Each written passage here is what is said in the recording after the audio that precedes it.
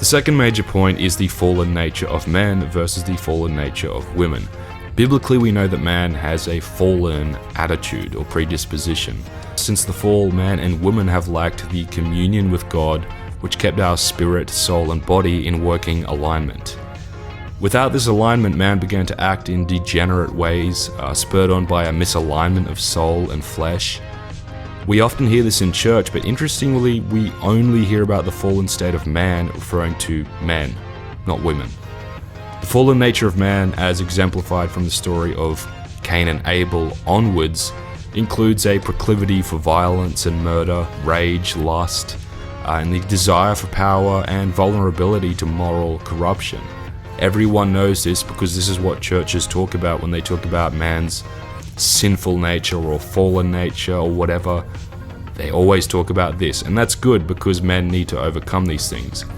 However, the fallen nature of women is different, and it's never discussed. There are a few characteristics we see in scripture: deception, illogical behavior in a negative sense, the desire to control the husband, as we see in the Genesis 3 curse, the desire to rebel against authority, and so forth. This is found throughout scripture, but specifically in Genesis 3 with Eve and the curse from God, then with the story of Delilah, with the story of Jezebel, with the story of Salome, and in Proverbs 7. In fact, there's a few other places in Proverbs as well, which exemplifies these negative characteristics. The counterpoint, however, what a good and godly woman looks like, is detailed in Proverbs 31, famously. By the way, if you say that in some churches, as I've found, people will actually get offended, even at the last part about Proverbs 31 being the ideal woman, because it's about a woman that stays at home. So that's telling, but more on that later. In fact, one of the first sins in the Bible following Adam and Eve's eating of the fruit is actually highlighted by God when he talks to them. In Genesis 3, God says to Adam that he essentially failed to be in control in the relationship and obeyed the command of his wife to eat rather than commanding her to stop. This suggests that, things could have turned out differently if Adam refused. This is in the same passage of Genesis 3 where there's the curse on man and woman from God. Interestingly, Genesis 3:16, which is God's curse to Eve, reads in most Protestant translations like this: "Your desire will be for your husband, but he will rule over you." Now, people often wonder, how is that a curse? Yet if we look at the Hebrew wording, that term desire is not actually a love desire, which is what people believe, which makes no sense. It is a desire to control or have possession over. It's a different word. In fact, there are only two other times this particular phrase is used in the entire Bible. The first is in Genesis 4:7, when God tells Cain that sin's desire is for him and is crouching at his door. This is obviously referring to sin's desire to control him. The other usage is in Song of Solomon 7:10, where it says that I belong to my beloved and his desire is for me. Again, this is referring to a possessing idea, which ties into the concept of man being either a slave to sin or a slave to righteousness. Oh, man. Wow, okay. Just wow. I'm just... A lot of this is true and backed up biblically speaking, but I have to say that I've never heard much of this talked about in a church ever. Like, when I have, it's because I went up to women, I've asked them specific questions, and that's it. You just don't hear about any of this at all in church. And this is a problem only because of what's going on out in the world, in society today. There's a lot of degeneracy, there's a lot of filth, there's a lot of garbage that you have to sort through.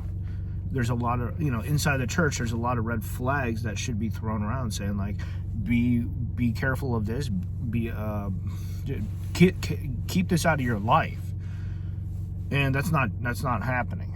So if it's one thing that I would advocate for, it would be red flags as far as, what to avoid and what to keep out of your life, especially if you're a parent. So, like, this matters, but it's not being talked about. And whenever anything is talked about, it's like, this is for the men, this is about men, etc., etc.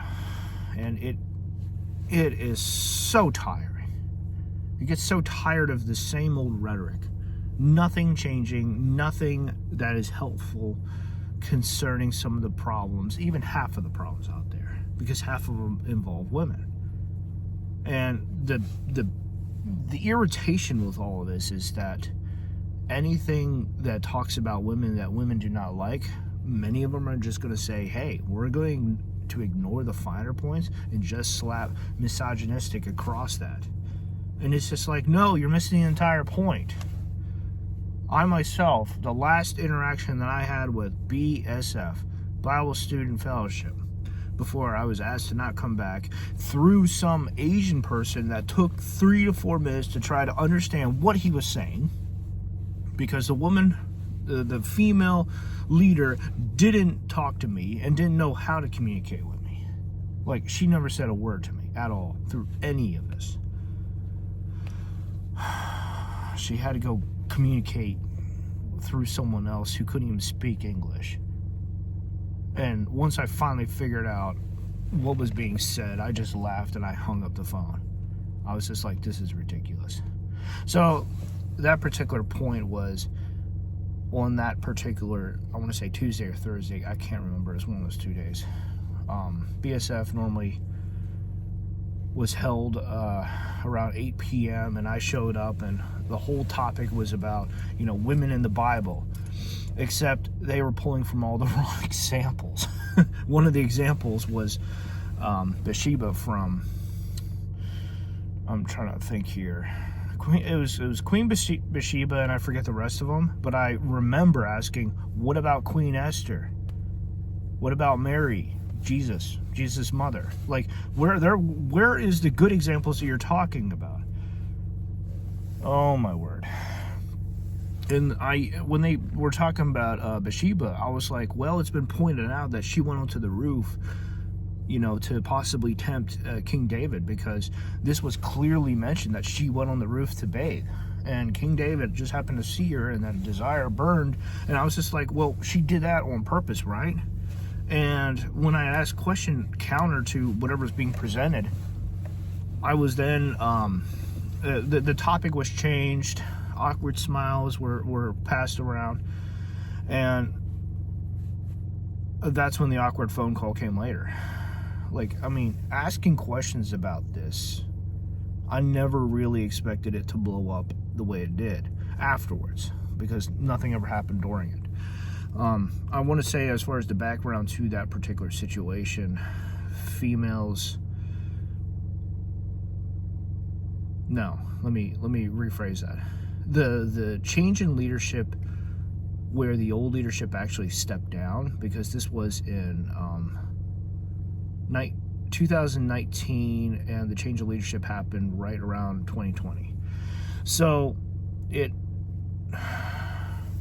a lot of the old people ended up changing over, possibly leaving, I don't know. But me and some of the others, like Anthony, we noticed a change. We didn't like it. It was causing issues. We just basically shook hands, wished each other the best, and moved on. Wow, just wow. So it really sucked, because we had been going there for years. BSF was and is one of the better programs that I've ever been a part of. Bible Student Fellowship. It may be near you. Anyway, it's just so irritating talking about this stuff and never getting anywhere, or worse, having the misogynistic label slapped onto you, and people disregarding what you're saying just because feelings are offended. Do so properly. This is sensitive stuff that should be addressed in such a manner where it comes across where there's a point here, and that you're not just stomping all over the place, not caring. Have a finer touch. Know how to present the gospel in such a way that protects you and glorifies God. How you present things matters much more than what you present. All right, until next time.